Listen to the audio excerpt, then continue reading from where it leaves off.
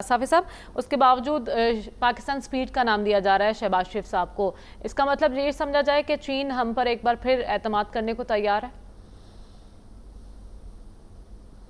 चीन ने हमेशा आप पे एतमाद किया है, आपने उनके एतमाद को ठेस पहुंचाई है, तो इसमें चीन का कोई कसूर नहीं है।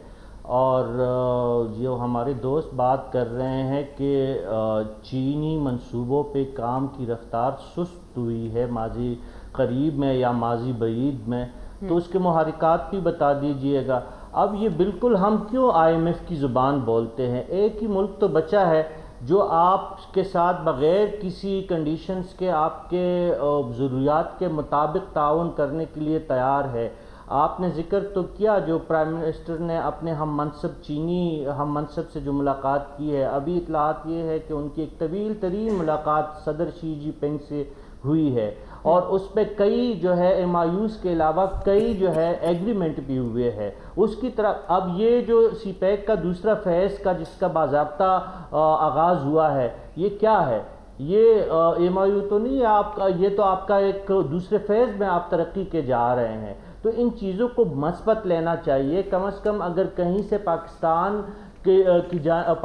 की तरफ या पाकिस्तान के हवाले से अच्छी खबरें आपको मिल रही है तो उसकी आप कम से कम तारीफ तो करें।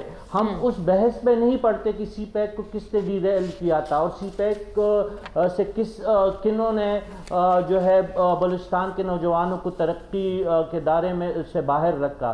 हम उस बात पे नहीं जाते। आज जो चमन में जो कुछ हो रहा है, जब भी आपकी चीन के साथ ताल्लुकात बेहतर होते हैं, आप बलूचिस्तान और KP और अफगानिस्तान में हालात ख़राब करते हैं।